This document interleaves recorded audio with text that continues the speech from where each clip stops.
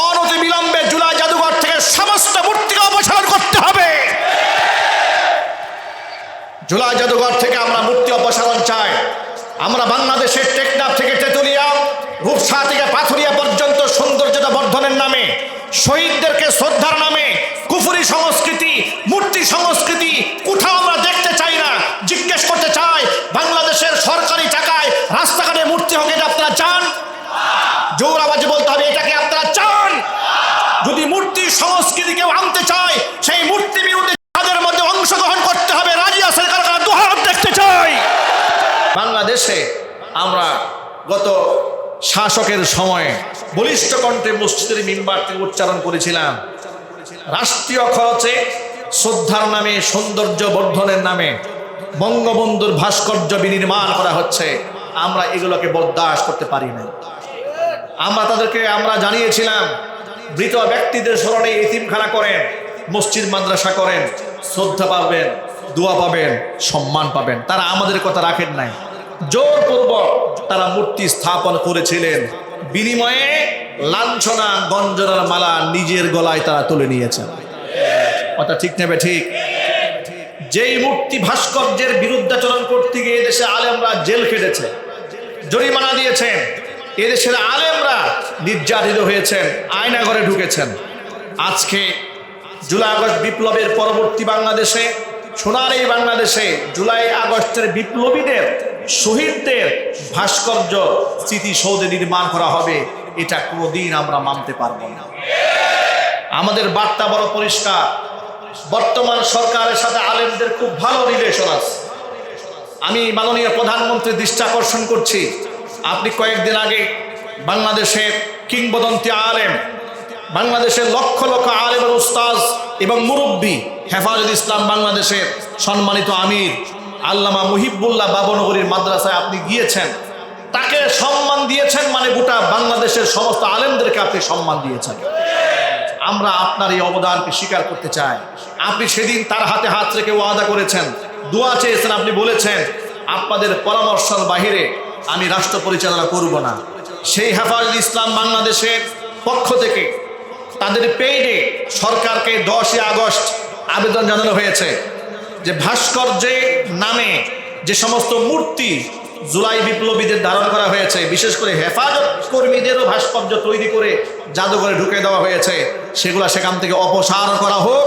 কারণ এই দেশের মুসলমানদের ইমান আকীদার সাথে, সংস্কৃতির সাথে মূর্তির কোনো সম্পর্ক নাই। সরকারকে বলছি, অনতিবিলম্বে সেগুলো পরিহার করতে হবে। আমরা আপনাদের ভালো কাজকে অ্যাপ্রিশিয়েট করি, শ্রদ্ধা করি, মসজিদের মিম্বার থেকে দোয়া করি। আমরা কোনোদিন চাবো না আপনার সাথে সেই আচরণ হোক এদেশের মানুষের, এদেশের আলেমদের যে আচরণ খুনি হাসিনার সাথে হয়েছে। কথা ঠিক না ব্যাটিক জুড়ে বলেন? আর আমি এ কথা বিশ্বাস করি, আপনি হাজার চেষ্টা করেও খুনি হাসিনা হতে পারবেন না। কারণ আপনার রক্তে মাংসে খুনি হাসিনার রক্ত মাংস নাই।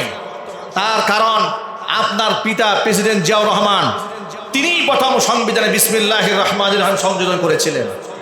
আল্লাহর উপর আস্থা তিনি সংযোজন করেছিলেন। আপনার মা বেগম জিয়া, আল্লাহ পাক তাকে ক্ষমা করে জান্নাত দান করুন, সারা জীবন আলেমদের সাথী হয়ে রাজনীতি করেছেন, আলেমদের শ্রদ্ধা করেছেন, আলেমদের দুর্দিন আলেমদের পক্ষে কথা বলেছেন। আপনি তাদের রক্ত শরীরে ধারণ করে আলেমদেরকে শ্রদ্ধা এবং সম্মান করার যে সংস্কৃতি আপনি নিচ্ছেন, বাম এবং রামরা যেন আপনার এই সুনাম নষ্ট করতে না পারে, অনতিবিলম্বে জুলাই জাদুঘর থেকে সমস্ত মূর্তিকে অপসারণ করতে হবে। জুলাই জাদুঘর থেকে আমরা মূর্তি অপসারণ চাই। আমরা বাংলাদেশের টেকনাফ থেকে তেতুলিয়া, রূপসা থেকে পাথুরিয়া পর্যন্ত সৌন্দর্যতা বর্ধনের নামে, শহীদদেরকে শ্রদ্ধার নামে কুফরি সংস্কৃতি, মূর্তি সংস্কৃতি কোথাও আমরা দেখতে চাই না। জিজ্ঞেস করতে চাই, বাংলাদেশের সরকারি টাকায় রাস্তাঘাটে মূর্তি হোক, এটা আপনারা চান? জোর আওয়াজে বলতে হবে, এটাকে আপনারা চান? যদি মূর্তি সংস্কৃতি কেউ আনতে চায়, সেই মূর্তি বিরোধী তাদের মধ্যে অংশগ্রহণ করতে হবে। রাজি আছেন? কারা দুহাত দেখতে চাই।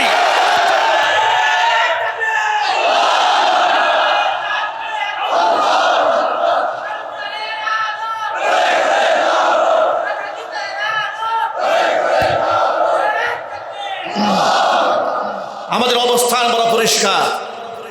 শিরকি সংস্কৃতির সাথে মুসলমানদের কোনো সম্পর্ক। জুলাই আগস্ট বিপ্লবে যারা জীবন দিয়েছেন তাদের জন্য আমরা দোয়া করি, আল্লাহ পাক তাদেরকে জান্নাত দান করেন। যারা আহত হয়েছেন তাদের জন্য আমরা দোয়া করি, তাদের অবদানকে আমরা স্বীকার করি। তাদের অবদানে আজকে আমরা এই মসজিদের মিম্বারে বসে খুতবা দিচ্ছি। কথা ঠিক না? যদি জুলাই আগস্ট বিপ্লব না হতো, এ রাষ্ট্র স্বাধীন না হতো, আমাদেরকে এখানে বসে খুতবা দেওয়ার কথা? জোর আওয়াজে বলেন কথা। ওরা তো 4 বছর এখানে আমাদেরকে পুলিশ পাহারায় আসতে দেয়নি, কোনোদিন আসতে দিত না। যেহেতু আমরা এই স্বাধীনতা পেয়েছি জুলাই যোদ্ধাদের বিনিময়ে, তাদের অবদানকে আমরা স্বীকার করি। একমাত্র নিমুখ হারাম ছাড়া তাদের অবদানকে কেউ অস্বীকার করতে পারে না। ঠিক কিনা বলেন? আজকে যারা এমপি হয়েছেন, মন্ত্রী হয়েছেন, সরকার গঠন করেছেন, তারা কেমন নিদারুণ জীবনযাপন করেছেন বিগত দিনের ইতিহাসটা আমাদের চোখের সামনে স্পষ্ট। ঘরে থাকতে পারেন নাই, বাড়িতে থাকতে পারেননি, মামলার উপর মামলা, জেলের উপর জেল, রিমান্ডের উপর রিমান্ড, দেশান্তরিত হয়েছেন, ফাঁসির কাস্টে ঝুলেছেন। এই তো ছিল আমাদের স্মৃতি। সাধারণভাবে কেউ ওয়াজ করতে পারেন নাই, রাস্তাঘাটে একটা মানববন্ধন করতে গেলেও মামলা খেতে হয়েছে। ঠিক কিনা বলেন? এই নির্যাতন থেকে, এই আয়নাঘর থেকে আল্লাহ পাক আমাদেরকে মুক্ত করেছেন। আমরা এই জাতিকে আর অন্ধকারে ডুবে দিতে চাই না। আমরা একটি তাওহীদের সমাজ বিনির্মাণ করতে চাই, ইনসাফের বাংলাদেশ গড়তে চাই। মহান আল্লাহ রাব্বুল আলামিন ঈমানের উপরে অবিচল থেকে মৃত্যু পর্যন্ত হকের উপরে আওয়াজ তোলার তৌফিক আমাদের দান করুন। জোরে বলুন আমিন। পৃথিবীতে প্রথম যে ভাস্কর্য নির্মিত হয়েছিল পূজার উদ্দেশ্যে নয়, প্রথম নির্মিত হয়েছিল সম্মান করার উদ্দেশ্যে, স্মরণ রাখার উদ্দেশ্যে। কিন্তু পরবর্তীতে এক সময় সেটা পূজনীয় হয়ে যায়। এই জন্য আল্লাহ নবী সাল্লাল্লাহু আলাইহি সাল্লাম মূর্তি পূজা যেভাবে হারাম ঘোষণা করেছেন, মূর্তি নির্মাণটাকেও ঠিক সেভাবে হারাম করেছেন। আল্লাহ নবী সাল্লাল্লাহু আলাইহি সাল্লাম বলেছেন, ইন্না আশাদ্দান নাসি ইনদাল্লাহিল মুসাব্বিরুন, আল্লাহর কাছে সবচাইতে নিকৃষ্টতম শাস্তির উপযুক্ত হবে এই দুনিয়াতে যারা ছবি অঙ্কন করে। প্রাণীর ছবি যদি আপনি অঙ্কন করেন, এতে যদি এত পাপ হয়, যদি মূর্তির আকার ধারণ করেন, তাহলে কি পরিমাণ পাপ হবে?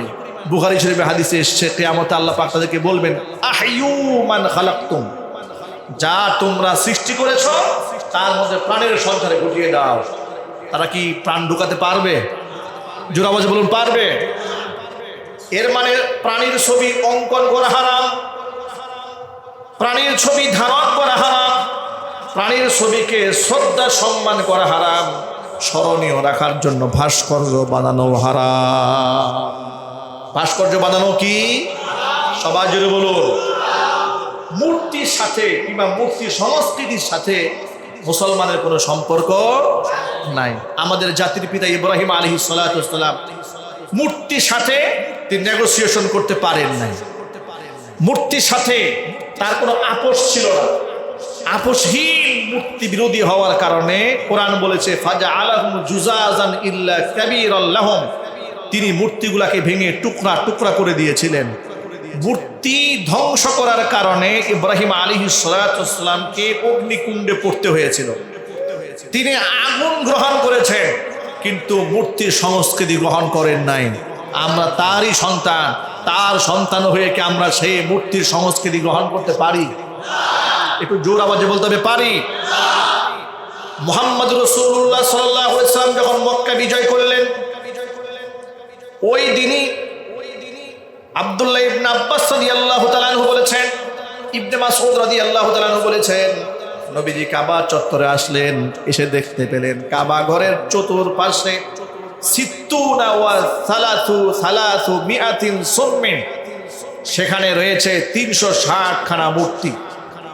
নবীজি সাল্লাল্লাহু আলাইহি ওয়াসাল্লাম জবানের মধ্যে উচ্চারণ করতেছিলেন, জাআল হাক্কু ওয়া যাহাকাল বাতিল ইন্নাল বাতিলা কানা যাহুকা, আয়াত পাঠ করছিলেন, লাঠি দ্বারা ইশারা দিচ্ছিলেন, মূর্তিগুলা ভেঙে টুকরা টুকরা হয়ে যাচ্ছিল। তিনি শুধুমাত্র কাবা ঘরটাকে অক্ষত রেখে কাবা ঘরের চতুর্পাশে স্থাপিত 360 খানা মূর্তি ভেঙে গুড়িয়ে দিয়েছিলেন। আল্লাহু আকবার বলেন। হুজুর পাক সাল্লাল্লাহু আলাইহি ওয়াসাল্লাম বলেছেন, ইন্নামা আনা বুইসতু লিকাসরিল আসনাম, পৃথিবীতে আমাকে প্রেরণ করা হয়েছে মূর্তি সংস্কৃতি ধ্বংস করে দেওয়ার জন্য। আল্লাহু আকবার বলেন। নবী ইব্রাহিম আলাইহিস সালাতু ওয়াস সালাম মূর্তি বিরোধী আন্দোলন করেছিলেন। নূহ আলাইহিস সালাতু ওয়াস সালাম মূর্তির বিরুদ্ধে যুদ্ধ ঘোষণা করেছিলেন। মুহাম্মদ রাসূলুল্লাহ সাল্লাল্লাহু আলাইহি ওয়াসাল্লাম নিজ হাতে মূর্তি ভেঙে টুকরা টুকরা করে দিয়েছিলেন। এবার আপনাদের কাছে আমার প্রশ্ন, যে সমস্ত মূর্তি সাদের দুশ্মনী, মূর্তিকে ভেঙে দেওয়ার নির্দেশনা স্বয়ং আল্লাহ দিয়েছেন, আল্লাহ রাসূল দিয়েছেন, সেই মূর্তির সংস্কৃতি মুসলমানদের সমাজে থাকতে পারে? জোরে বলুন, পারে?